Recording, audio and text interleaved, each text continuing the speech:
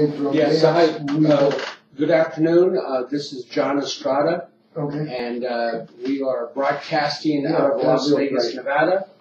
Welcome to Conservative America. I'm your host, John Estrada. There's a lot of stuff going on in the world today and in the United States. One of those really terrible things is a person died in prison in a foreign country. And what do you think about the idea that we shouldn't make any deals for hostages, or do you think we should make deals for hostages, or if one of our hostages is killed or dies, should we retaliate for this bad situation that's going on?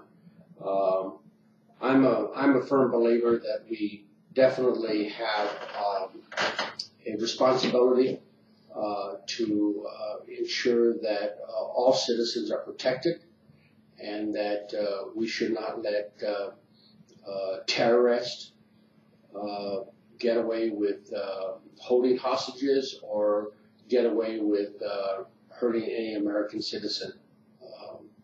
So hopefully there is some payback on the tragedy that took place. Let me get to that story real quick, and we'll talk about that. But it's pretty sad stuff that people die from. His name's Otto Warmbier. Basically, he died with North Korean detention. So they basically held him too long, and he died, and that's not a good thing. So we'll see what happens with Trump, or what he decides to do regarding this issue. If you would like to call in and talk with me about this subject, terrorism and hostages, and what we should do with that, please call me. Let me know what you believe and how you feel about that subject. That's a really, really important subject. One more thing that's going on today is we had a pretty great Father's Day. I miss my father. He passed away last year, and so this is the first year without having him around. But I do still have his memory and his love, and I appreciate my hero forever. So I guess the topics can be always make America great. You know, if you feel like you have an idea on how to make America great, or are we missing the boat someplace, or something that President Trump has to do, or Congress, or even the local, state, or national affairs, if it's something that will make America great again and make us, I guess, more of a united country. I think that would be very good. Or is that important? You know, some people just think that all they need to do is have 50% plus one, and that's good enough. You know, maybe we'll never ever see that United States of America anymore. Maybe we won't be united. Maybe we will always be divided. Let's see. We might have a caller here. Let me see. Hello? Yes. Hey, Chris. You got a moment to be on the air? Yes, I'm broadcasting right now, live.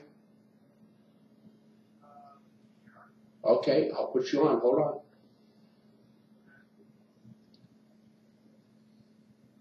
Okay, Chris? Yes, sir. You can hear me? Can you hear me? Yes, I can. Okay, very good. Anyway, Chris is a pretty amazing guy.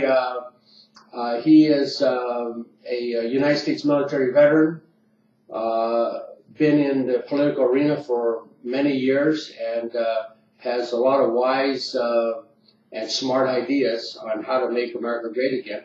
And so he called in at the right time, and so I'm going to give him an opportunity to be on. Chris, first of all, before we get started, why don't you just give our audience just a brief idea on who you are and where you come from and what you think about this idea of Make America Great Again. I was born and raised in Central California in Fresno. I enlisted in the Marine Corps out of junior college. I spent 9 years in the Marine Corps, active in reserves there in the 90s. I enrolled in state, earned a bachelor's degree in international politics. I worked and interned spring and summer of 1995 in the D.C. area during the whole impeachment era. Earned a master's degree in the University of San Diego for 10 years, from about 2000 to about 2010. I worked grassroots politics up and down California, from San Diego through Sacramento, various grassroots issues, campaigns, various topics and issues, worked for various elected officials. Got into teaching and education for a while, and now I'm just doing a lot of rabble-rousing while I'm trying to figure out the next chapter of my life. Anyway, and you're also a pretty decent, good writer too. So, if somebody wants to get in touch with you or connect up with you, why don't you give our audience your contact information? Facebook or whatever, social media or whatever way you want to give it. I can be found on Facebook. There are two Chris Stetsko that I know of. One is a former hockey player in Canada, and the other one is me. I am also on LinkedIn. I have an array of skills. I have a teaching credential. I have a master's degree, bachelor's degree. I have writing, research skills, outreach, organization. I also know how to strategize and look at planning and implement ideas. And it's just a matter of stepping up and taking the offensive. We have been on our heels for way too long and been on the punchy bag. And I'm just afraid that 2018, people are just going to sit back, and if the GOP is true to form, they're going to be too afraid to step up and fight and take some offensive, and we're just going to get battered in 2018. And nobody's going to run with the ball, step up and fight. Sun Tzu once said, the best defense is a good offense. Take the ball and run with it. Just like what Captain Chamberlain did at Will Roundup at the Battle of Gettysburg. You had the high ground, even though you had the pure forces, and you charged it up on an offensive. You take the fight to them, and you put them off their heels. Donald Trump did that in 2016, and look what happened. Yeah, sort of like the idea, make things happen, or wish things would happen, and finally those are the people that wondered what happened. And you're absolutely right. It doesn't look very promising for 2018 if they don't get the leadership. And I think you've been pretty critical of the leadership of the Republican Party and so have I. I'm not very happy with that process. And I truly believe either you lead, you fall, or you get out of the way. And in this time to make America great again, you definitely have to lead. So. There is an opportunity. Maybe not. We may not win everything in 2018, but we can start reversing the course, because the course that we've been on, it's going to take a couple of cycles to start turning that ship around. But it can start happening in 2018. 2018. People are angry about the gas tax. When Bay Area newspapers are attacking Democrats in Sacramento, you know they've gone too far. When you have Democrat candidates, you have the choice of Bay Area liberal Gavin Newsom. You have Lauraza liberal Antonio Villaraigosa. You have Portland liberal Tom Steyer, and you have Looney liberal Elaine Eason. Pick your poison. One of those five most likely is going to be our next governor, because we don't have an organized opposition to that going into 2018. Well, and you know, I think the problem is that a lot of the California Republican Party leadership basically are putting the white flag up even before anything's started. No, I'm not going to say what or how I know this, but there isn't a plan. There isn't an organized, established candidate. Only who the Republicans are putting up there. A guy who ran for a county position in Chicago. That's our gubernatorial candidate. Yeah. No, there's definitely a well, you know, my concern last year, or I think it was last year, or year before, when the U.S. Senate race was up. My concern was that the Republican Party didn't even endorse any of the candidates, and it was sort of like an afterthought. And I think it sends a very mixed message, like it's not that important. It's not that important. And we as Californians are looking like fools right now. When you have senators, even from our own party, are telling Kamala Harris to shut up during Senate hearings on national TV. Yeah. That's embarrassing. Yeah, it's pretty. And of course, the media have to cover up. Oh, look at her. She's a smart woman. She's got them afraid. No. Well, but you know, not only is she a fool, she's not very smart. She's one of the stupidest politicians I've seen. Unfortunately, she comes from San Francisco Bay Area, and all the money's behind her right now. And so they're trying to. All the money comes. Well, everything is coming from the Bay Area now, to the point that the entire Democrat Party has itself. Did you by any chance see the Tucker Carlson interview with Jason Whitlock, the sports broadcaster? No, actually, I've been watching too much TV recently. Okay, well, Jason Whitlock used to be on ESPN, and he now has his own show on Fox Sports. And he said something interesting, and I wrote about this a couple weeks ago.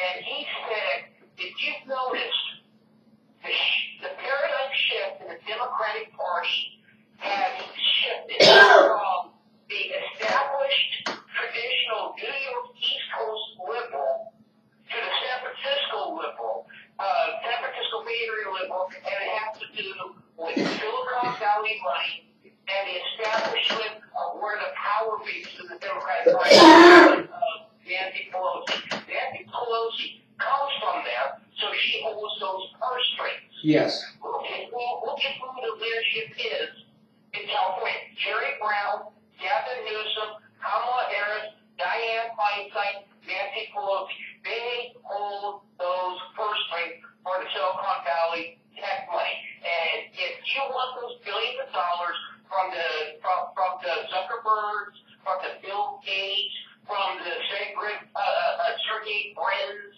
from those people, from the Tom Steyers, you're going to dance their little dance.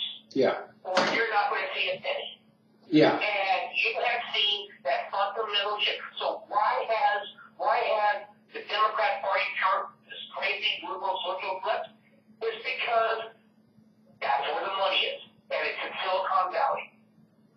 Yeah, there's no doubt about it. That's the power base for the Democratic Party. And it's no longer that New York corporate base where there is some negotiation, and they can go to the country club and the golf course and and laugh it up with the globalists. It's a new absolutism. Yes. There is. It's like what it's like Solinsky where he said you don't negotiate 50-50, you negotiate at 100%. Get 70%, and then protest to get the other 30%. Yeah. And that's exactly what we're seeing right now with the Antifa, what we're seeing up in Berkeley, what we're seeing with these protests all over. Yeah, today there was a death by the hostage Otto, North Korean, and what do you think? That sort of was the top of the story. Top of the show. We start out with that thought in mind. What do you think about that? Do you think we should retaliate, or do you think North Korea needs to be dealt with? What do you think about that? Honestly, he was in their country. He broke their rules. He knew what he was doing. He knew what he was getting into when he stepped onto their soil. It is what I'm a former Marine. You won't see me anywhere near Pyongyang. The closest I ever got to there was the island of Okinawa. You don't see me making any vacation plans to go visit Pyongyang. Yeah. Okay? They used to tell us when we were deployed, we are in their country. We are subject to their laws. Whether we were in Hong Kong, whether we were in Dubai, whether we were in Phuket, whether we were in Malaysia, Thailand, whether we were in Manila. Yeah, and you were the ambassador to the United States too. Yes, we were representing America. We were subservient to their law. That we had some legal protections, being military and all that stuff. Travel with a buddy. He snagged a propaganda poster and tried to hide it, okay? Now, is that a little slap on the wrist? No. But you also have to remember, this is North Korea. They are schizophrenic to begin with. Yeah. Am I sorry that he did? Absolutely. Was it silly to begin with? Yeah. But did he need to go to one of their crazy labor camps and have what happened to him? No. But at the same time, he was on their soil, and he broke their laws, and someone, somewhere in that group he was traveling with should have known better and should have had better reins on them. He was in their country, and he was messing around on their soil. And so you're not in the mood or the idea of negotiating for hostages. With North Korea? With any terrorist organization or anybody that tries to use Americans as hostages, I would assume you're not in favor of that, would you? No, I'm not. However, when we sit down, or when we have one of their generals or one of their big boys, I'm of the belief that the Geneva Convention and the Geneva Accord does not provide sanctuary to spies and saboteurs on purpose, because spies and saboteurs provide for a clear and present threat at the time during the war, which was why FDR, if you remember during World War II, several German spies were landed on the East Coast of the United States. About 6 were landed in Florida and 6 were landed in New York. And they were almost immediately captured.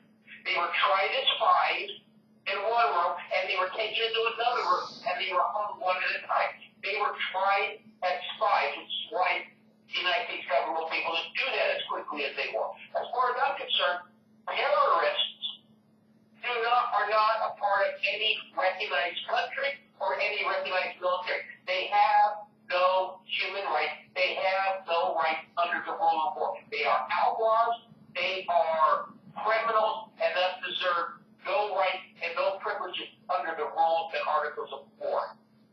So enhanced terrorist methods of getting information, you wouldn't have a problem with that either. If between you and me, if going Jack Bauer on a terrorist is one American life, all I have to say is red is positive and black is negative. Yeah, yeah. I'm sort of like during wartime and during like you. I'm in total agreement with you. Is that if a terrorist does something, they don't have any rights. No, they don't. You always see in the old World War II movie under the Geneva Conventions. Well, the Japanese, who were signatories of the Geneva Conventions, sure didn't pay attention to the Geneva Conventions during the contact war. They sure lost their copy. Just asked the 4th Marine Regiment and the Filipino Army. Sure. Yeah. Yeah. No, it was war as hell. Yes. Yes. And there are more than a few American pilots now attest to that the Germans sure followed the Geneva Convention to the letter when they were in those POW camps, because they sure the heck wasn't Hogan's heroes. Yeah, so basically the world wants the United States to follow the Geneva Convention, but everybody else says they don't have to do it. Yes, because it is, and I'll tell you why they do that, John. It's because it's a security blanket for the rest of the world.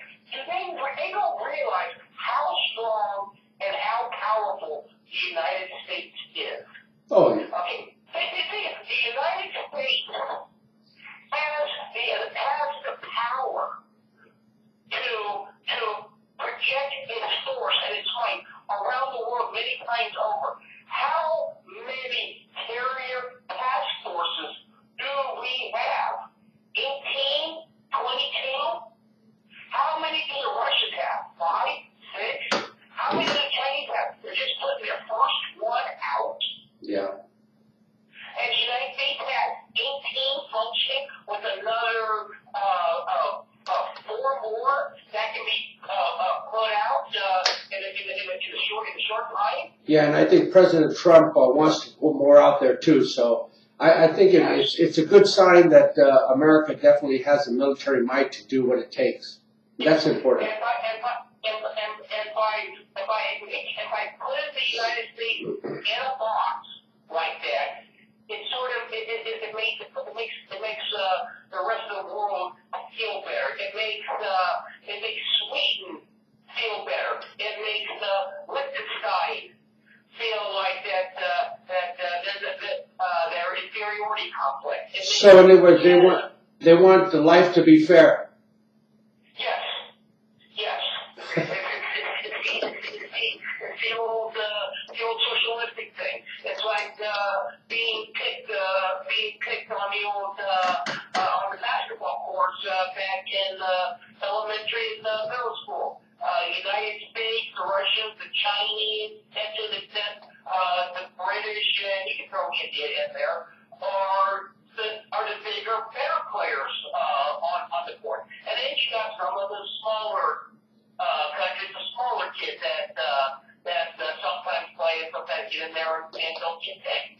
And then we got all these feel-good types that say, oh, well, we got to include them because we got to include everybody to feel good. And feel-goodisms that we know all too well. So, yeah, it's like you go back in history during World War II, and a couple of our great generals came up with the idea of taking out China and Russia, Patton and MacArthur. And had the United States done that originally, can you imagine what the world would be like today? If MacArthur was allowed to go in and support Shanghai Czech and roll over General Mao or Chairman Mao, that alone would have been enough to keep Russia in check for a long time, because Russia would have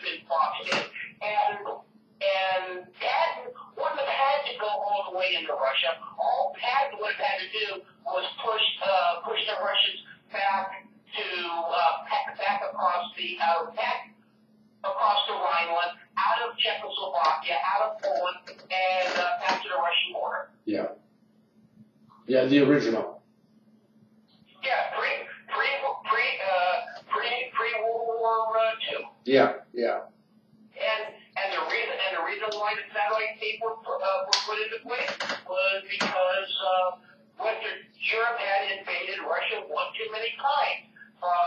Napoleon, through the Crimean Wars, through all those wars, and he didn't trust the Americans, and he wanted a little buffer, and he had his little buffer right there on the Rhine. Yeah, seems like you have a lot of fire in the belly there, Chris. So let's get back to domestic issues here. Do you think Congress, our leadership in the Republican Congress, needs some changing? So,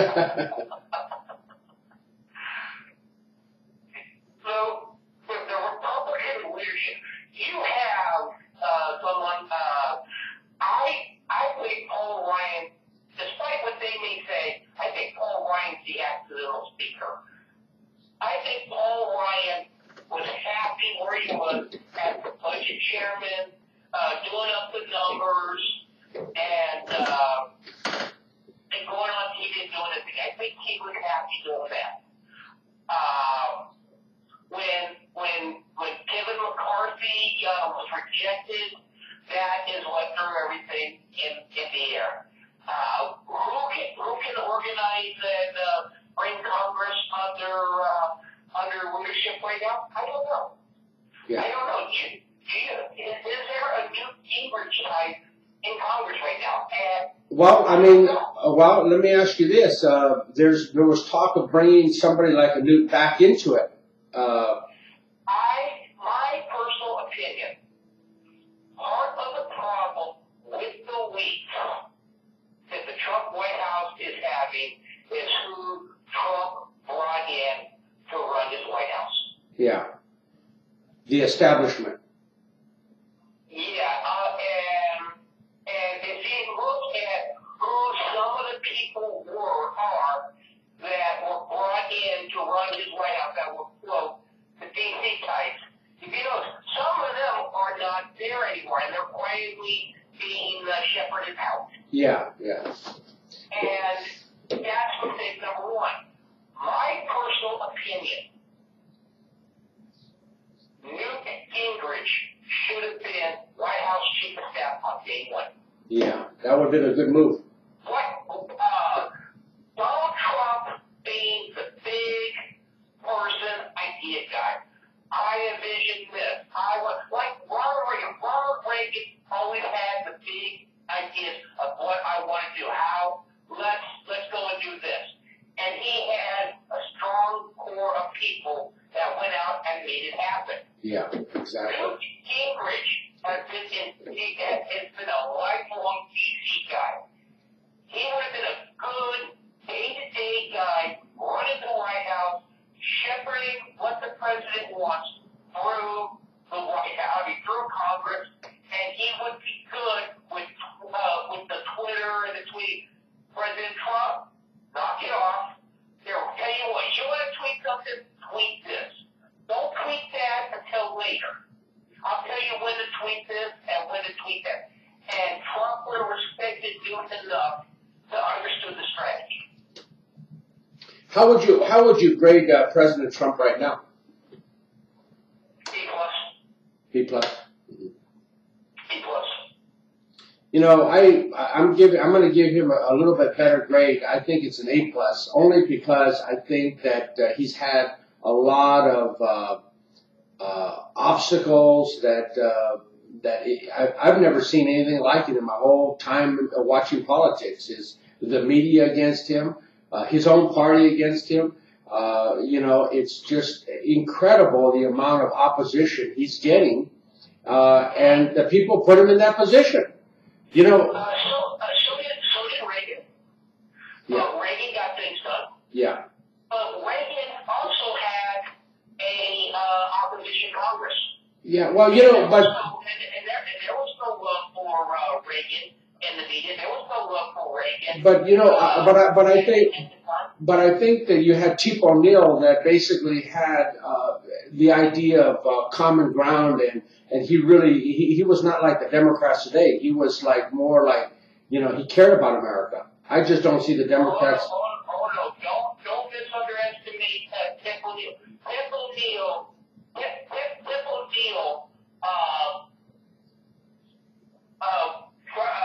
tried to undermine Reagan many times. Iran-Contra, Tip O'Neill, when the Marine affairs were fought, Yeah. it was Tip O'Neill that pulled the military funding that forced Reagan to pull out. Yeah. Don't forget that one. Yeah. And that weakened Reagan's hand. Yeah. Well, I think there's no question that Reagan ended up getting the upper hand.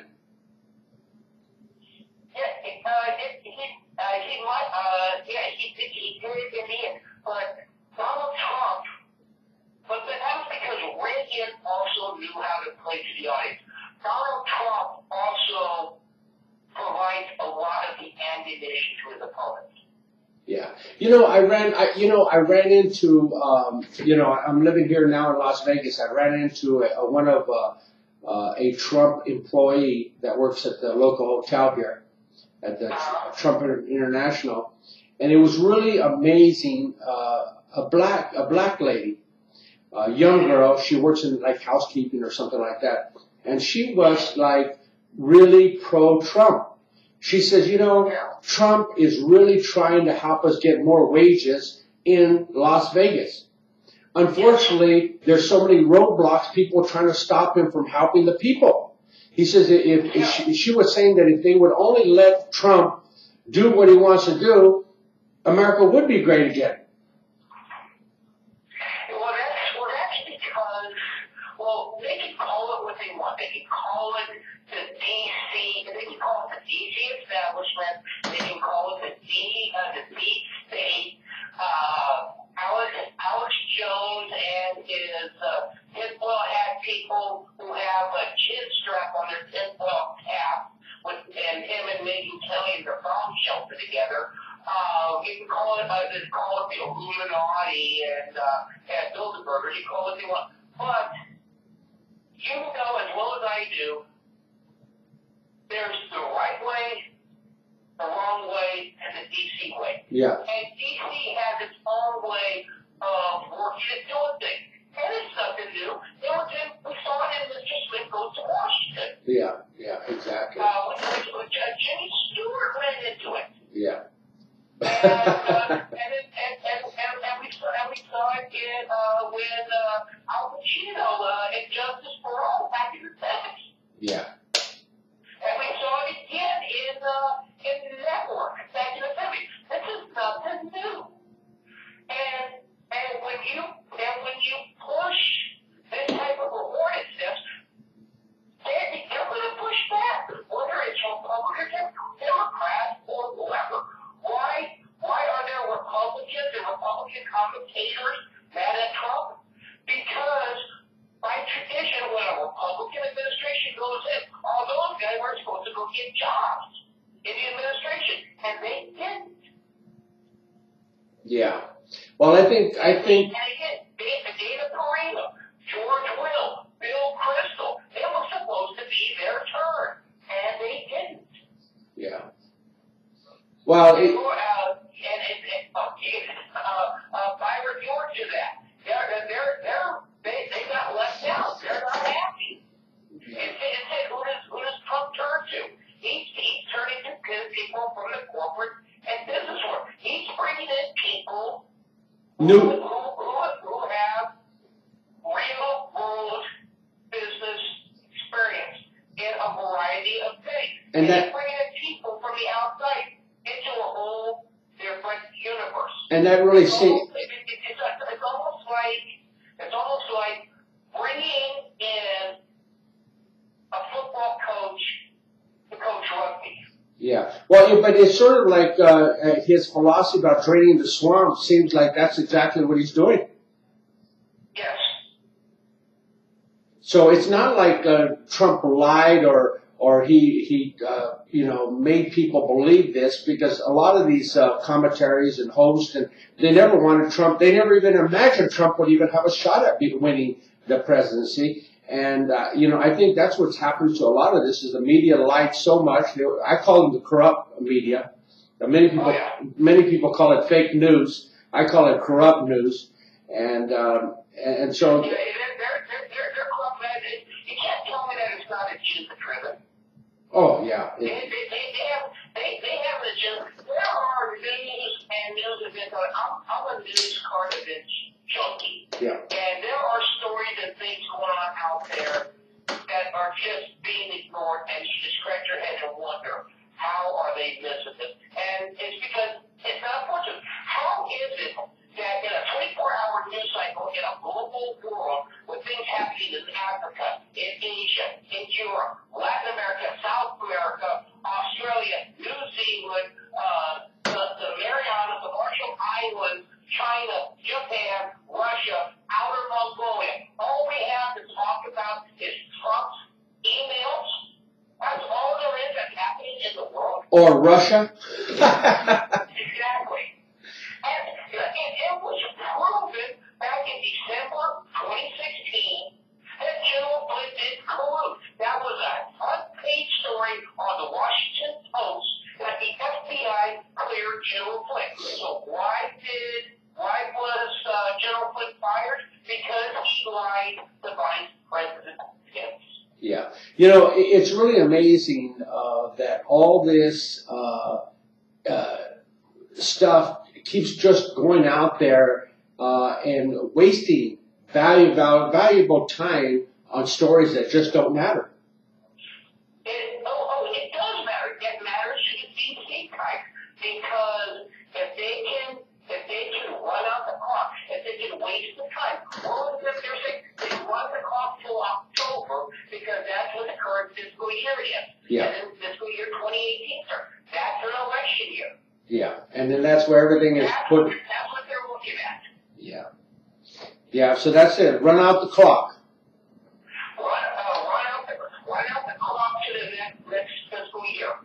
And again, if you had somebody like Newt Gingrich who could come in and say, hey, knock this garbage off. Someone who knows where the pressure points go and put the right amount of pressure. Someone who knows not just which people to bring in, but which people from the outside to bring in and groom. That it would be something. Yeah. Well, going back at the results and the opportunity that Trump has with the U.S. Supreme Court, I think that may be his greatest legacy is being able to get U.S. Justices that are conservative. I think that may end up being a very powerful historical point. All he did was maintain and establish status quo. It's been a 5-4 split. What I'm saying. He defended it. He didn't flip it. But if he had done something budget-wise, if he had been able to get a new healthcare policy in. Now I agree with something that Mark Rubio could say. Let's do this right and not rush it like they did the first time. Yeah. We have all these paid union agitators that are rushing into town halls. You cannot tell me that these are upset citizens. When they're in there screaming single payer now with professionally made signs, no, they're Democrat paid agitators. Sure. You can't convince me otherwise. Yeah. And there are Republicans who are all for it. Oh my God, they're hurt my feelings. Well, why don't you do what like several other Republicans did in their district and have your people or have your central committee in there to push back, and they don't. And Republicans don't stand up and push back. Yeah, why? Why? Because I can tell you why. Because the moment there's a pushback, it's you'll have some kid with a cell phone camera. You'll have somebody from NBC News, ABC News, CBS News running some sort of a B-roll.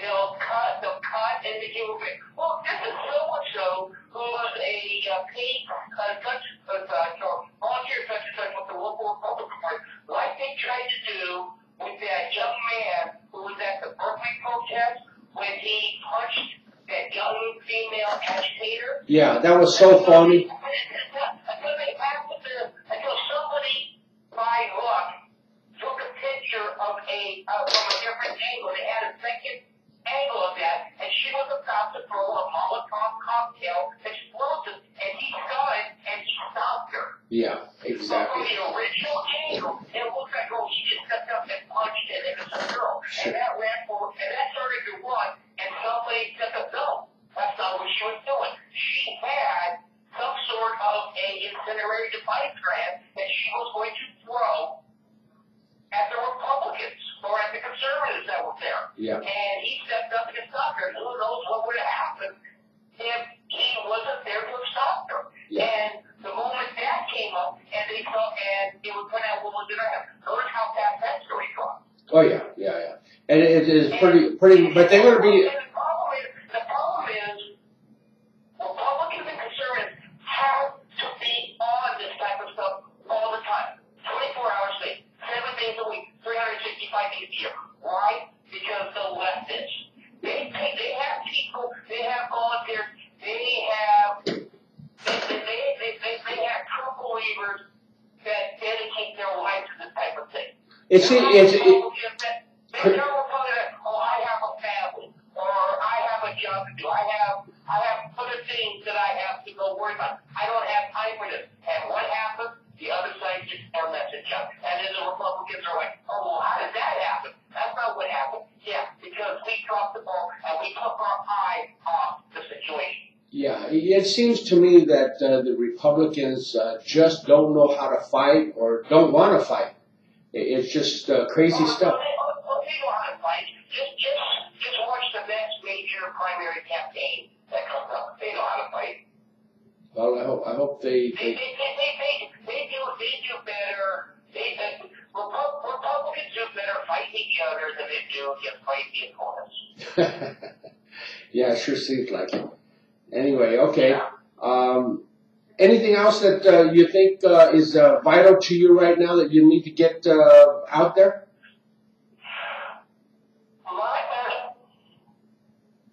My biggest thing is with all this going on right now is anybody paying attention to war jobs and to the debt.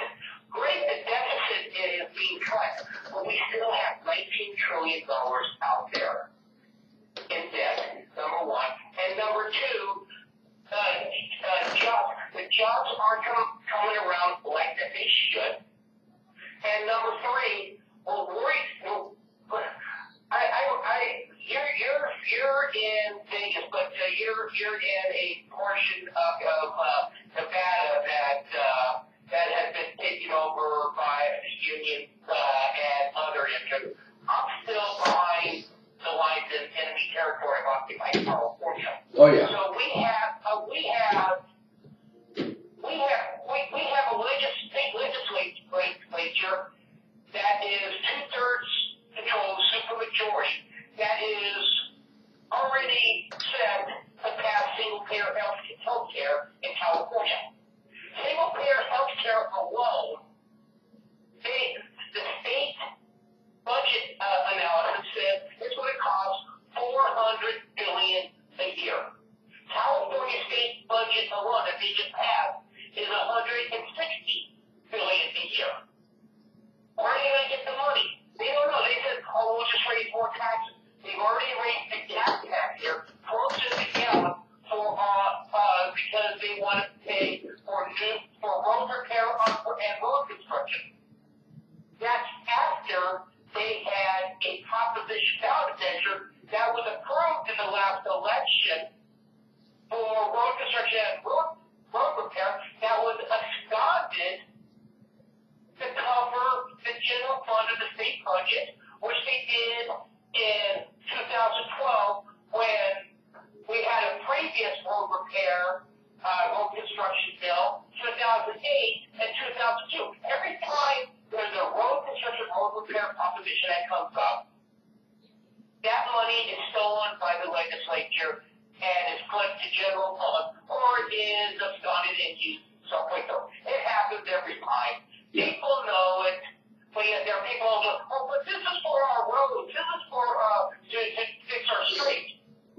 You know, I remember the great debate for when they were passing the California lottery. The big deal was that the money was going to be used for education, and that's what happened. Well, guess what happened? That money's not going into education; it's going into the general fund, like you're talking about. And they did something tricky, and this was Republican Pete Wilson and Willie Brown. And there are stories about Willie Brown, and he just went, oh, by the way, you know who Willie Brown's protege is? Oh, Kamala Harris? Kamala Harris. Sure. Willie Brown, and he wants to keep up with this great idea. Say this year, the lottery makes up 20% extra money for the California lottery. Well, they're going to take 20% out of education and spend it on something else because that money is being made up by the lottery. Yeah. Oh, that. The money's still going for education. Yeah. Yes, they didn't lie about that. It's just the money that was already originally earmarked for education. They're just taking that away. Exactly. It's just a fuzzy math, the way they like to manipulate the numbers. You know, the other major problem in California right now is the pension crisis that they're trying to, forget about. But unfortunately, it's going to hit. It's going to hit hard. The pensions and CalPERS. What these brilliant people did was at the height of the stock market, they took the CalPERS retirement fund and put it in the stock market, just in time for the stock market to crash. Exactly. So you have $600 to $800 billion of unfunded liability and retirement bonuses of CalPERS, and this is everybody: nurses, teachers, government employees, law enforcement in the state of California. Their retirement money isn't there. So guess who has to cover that money? Yeah. And yeah, exactly. But I'll go one better. I will go one better. That is the biggest boondoggle joke of them all. And it just gets worse and worse and worse. Which one's that? High-speed rail. Oh, yeah. That's another one. Oh, God. And it's just more money being thrown away. They can barely get, they're tearing up a whole section of my hometown, my home city here in the Stetsko Valley, and they haven't even started in the Bay Area or LA, Southern California on that portion yet, and they are already billions of dollars over budgeted and past their deadline date. So what you're telling me, it's going to go from Madera to Bakersfield? Is that the first phase? I don't think it's going to get that far. It's probably going to go from Madera to Hanford. And for those of you that don't know, Madera to Hanford, it's like going from Los Angeles to Mesquite. Yeah. That's a funny, but why we're talking about California is not only that it's very, very important, but what affects California really affects the nation. It affects the nation. That's everything we've talked about. And you know that it's coming from California. Water. Yeah. Water. And that affects Arizona. And California cannot get their act together. We had a blessed. God finally listened to the California prayer and gave us a blessed winter. Yes. And but a lot of it's being wasted. A lot of it's being wasted. Our water storages were so bare, from level water to hell, not everything at full capacity, but we're still dumping millions and millions of gallons of water out into the ocean to, one, protect an endangered bait fish that isn't even native to California. Two, because that's what the eco-nuts want. And three, because they don't have the water storage and the capacity for it. And four,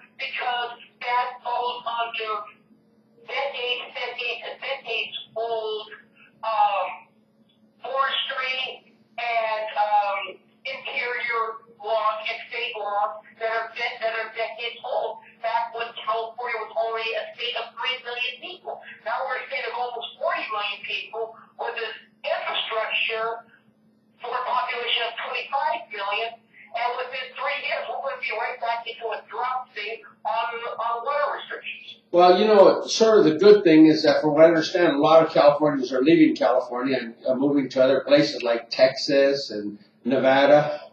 I know I did. Well, the bad thing about that is there's other people that are moving, replacing them, that are being a drain and a burden on the economy. And what's happening is the state electorate continues to drop. And how does that affect the rest of the country?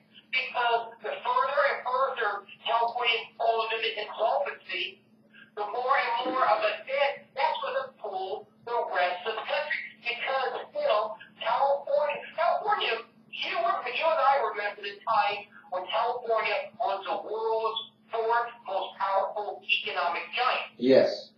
Well, 7, 8 years ago, it dropped out to 9. It's climbed back to 6. And people are like, what is 6? Jerry Brown, man, it's the 6th most powerful economy in the world. Well, I remember a time when George W. Bush was running, they were the 4th. Yeah. Well, but still, the services like education. But that's 22% of the American economy, number one. And number two, with CalPERS, with high-speed rail, with water, with single-payer healthcare, when all this comes due,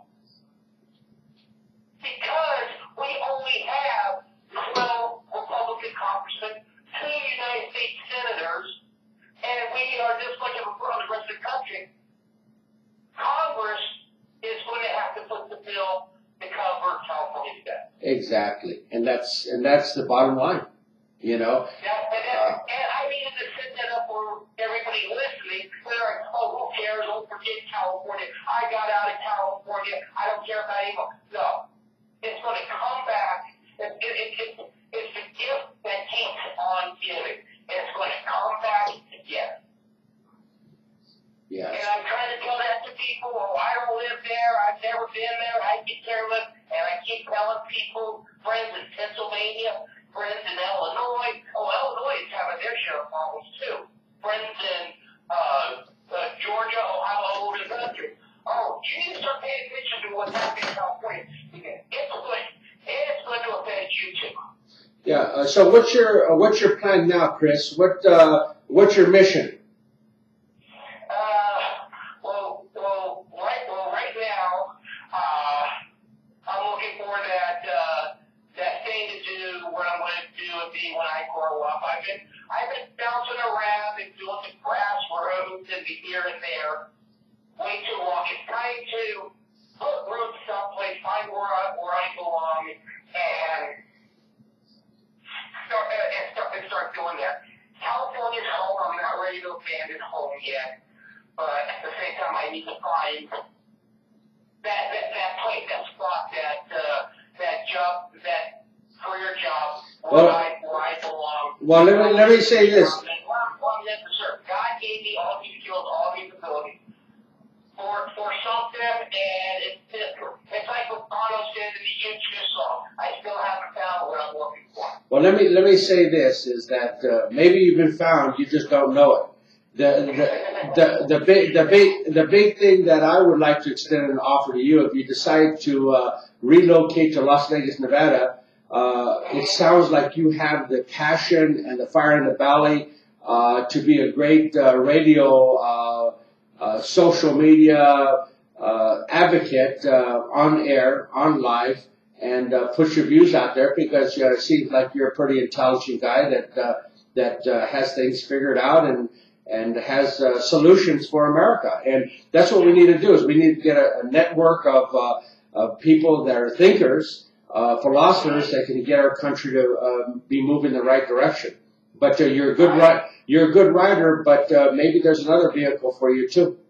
I appreciate that, Dan. But at the same time, I've always known I was more the right hand than the actual person in charge. I was always more the what's more the Kissinger than the Nixon. Well, let me say this. In our conversations that we've had, I see you as more than what is there. In other words, sometimes it's you put borders and restrictions on your limitations, and I think you're the kind of guy that I think you can go a lot further by utilizing more of the communication vehicles in the world, such as social media and radio, and I think that's important. I have a friend of mine who's in radio, and he talks about doing a couple of things, but when I talk to him, he's got ideas in mind, and it's the old military adage, hurry up and wait. So yeah. Wait to see what happens with that, and well, I have got some horse in the fire on a couple of things, and again, it's a whole lot of the waiting game. Anyway, we gotta wrap this up. We've just got a few more minutes, so let's go ahead and go back to your contact information again. Spell out your name so people could follow you in your Facebook or whatever, and let's see what happens. I am Chris, signature is Stetsko, and that's Stetsko. I can be found on Facebook, and I do have a LinkedIn profile that writes out everything I have on me. And if anybody's curious to know about me, hey, feel free to drop me a line. Well, Chris, thank you so much for being on our program, Conservative America.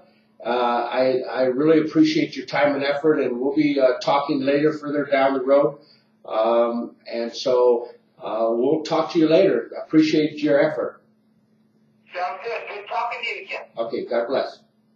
You too. So anyway, there you go. Another true patriot, a man that's out there to help make America great again. Just settling for something that doesn't work is not a good policy. And, we need to focus on making things great again and working hard to achieve those goals. So this is John Estrada with Conservative America. The number here is 559-803-0555. And we thank you for being on the show. It's been a great honor to be on the show and to be able to put the views out there for you. And I think as we get going, we'll be here Monday through Friday, 3 o'clock p.m. Pacific Standard Time. And if you have any, you can always call in during the show time, and we talk about those very important issues. So I thank you, appreciate your time and effort, and you have a great day. God bless America.